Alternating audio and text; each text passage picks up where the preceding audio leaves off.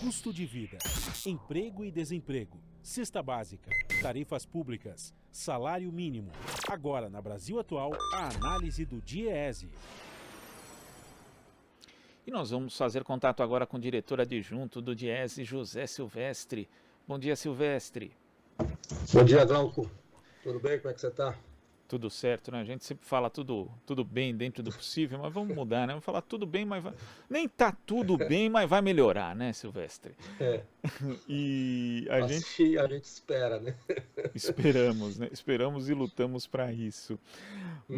Mas Silvestre, dentro desse nosso cenário, inclusive, a gente tem falado bastante aqui no espaço do DIEESE, no Jornal Brasil Atual, a respeito da falsa dicotomia que o governo, a equipe econômica, tentaram fazer durante a maior parte da pandemia entre vida, entre saúde e a própria economia. Falando aqui, a gente mostra, né, diversos dados evidenciando que isso não existe na prática.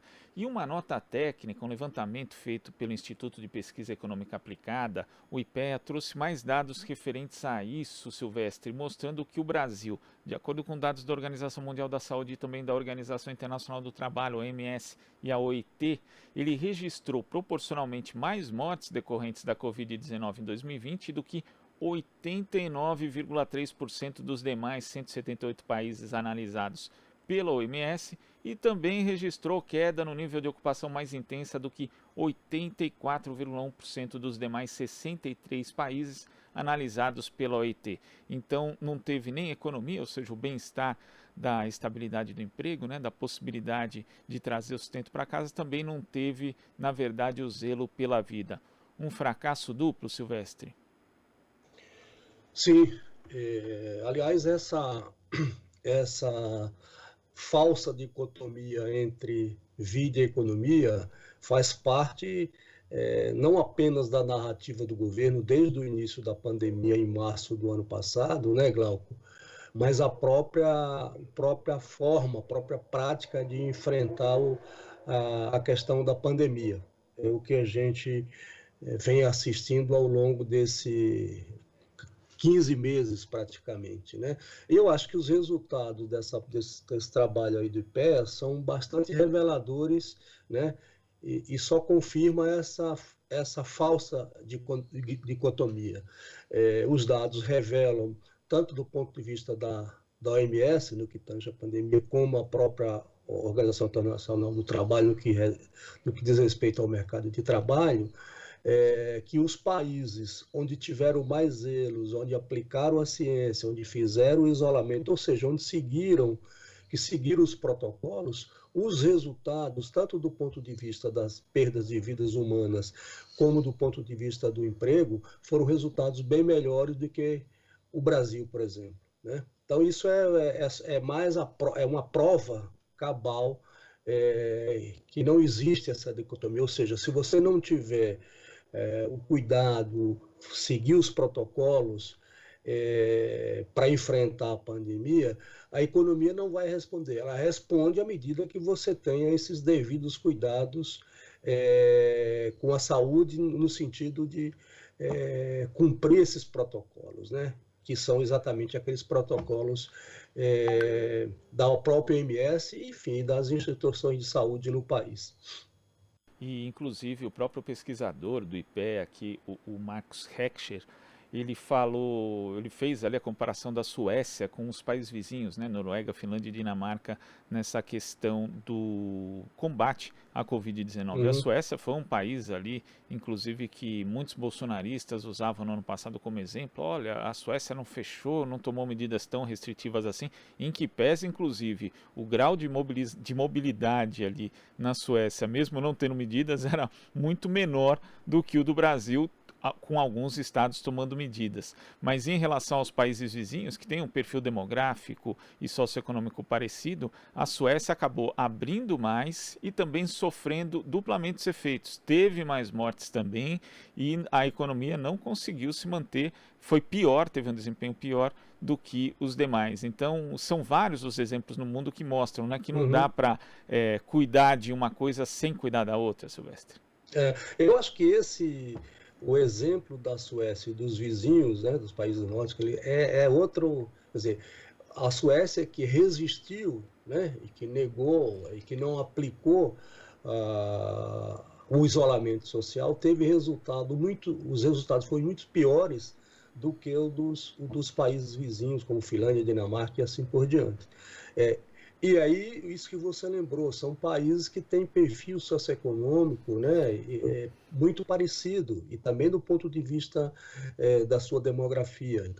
Então isso é mais uma prova. E hoje, né, Glauco, nós temos, quer dizer, o Brasil tem cerca de 13% das mortes por Covid no mundo são no Brasil, né? Quando você, e a nota do IPEA também faz esses recortes, quando você olha, faz o recorte das mortes por Covid em termos das faixas etárias, isso também fica evidenciado, né? Nos países ricos, que em algum momento, quando você olha por faixa etária, o que acontece? Esses países têm uma população mais idosa do que o Brasil, né?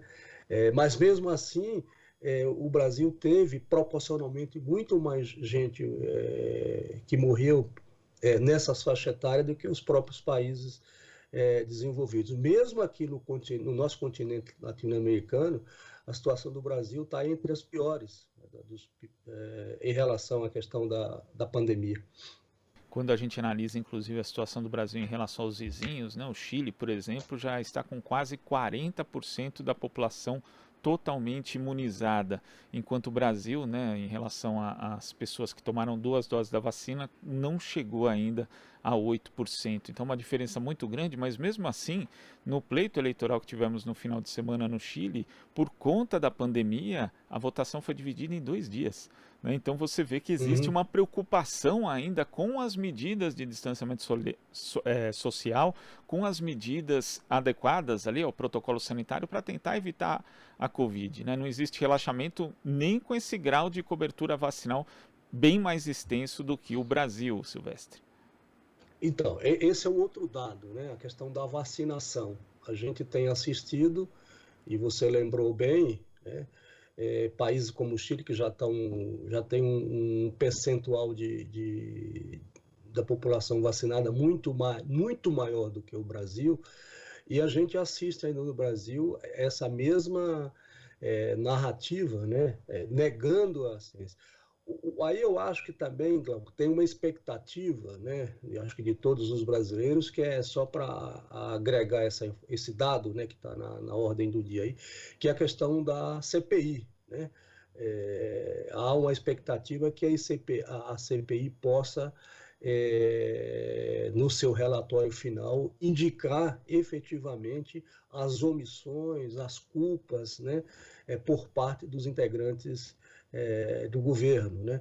E também tem dados, simulações mostrando que se você tivesse uma outra forma de enfrentamento, ou seja, se você não tivesse negado a ciência, né, se não tivesse sabotado a vacinação, ou seja, se antecipar lá ainda em meados do ano passado, abrir os processos de negociação para a compra da vacina, né, se isso tivesse sido feito, certamente nós teríamos um número de mortes muito menor do que o nós temos hoje, já passa de 430 mil vidas perdidas. E essas mortes, né, como a gente comentava ontem com o Fausto Augusto Júnior, além de serem perdas que não dá simplesmente para mensurar, né? Uma vida você não mensura, mas tem um impacto também na questão da sobrevivência econômica das famílias, né? Porque a gente tem aí muita gente que foi arrimo de família que acabou falecendo por conta da Covid-19 e também muda a forma da estrutura do mercado de trabalho, Silvestre, porque são pessoas que poderiam repassar sua experiência para outras, também os mais jovens ali que estavam produzindo e simplesmente, né, pararam, né?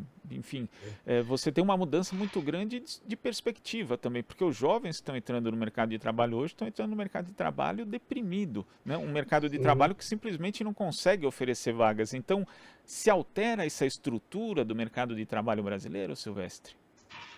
Sim, isso tem reflexo no mercado de trabalho brasileiro e nessa questão da desestruturação das famílias, né, Glauco, além da perda, né, dos entes queridos, né, enfim, é, tem um impacto também considerável do ponto de vista da renda das pessoas, né? Porque essas pessoas perdem renda e, ao mesmo tempo, a gente não teve e continua não tendo por parte do governo políticas, né, que possa, em alguma medida, compensar essa perda de renda, né? Mesmo o auxílio emergencial, que depois de quase 4 meses, né, é um valor, como todos sabemos, que varia de 150 a 375 reais, que mais ou menos na média está em torno de 250. Então isso é um grande problema, e tem isso também em relação à questão do mercado de trabalho, né? E que certamente é um dos desafios aí para frente no Brasil, que é a retomada da economia com a melhora no mercado de trabalho, né? E como você tem a política não está mudando de enfrentamento da pandemia, certamente a retomada da economia vai ser retardada, ao contrário de que aconteceu em outros países.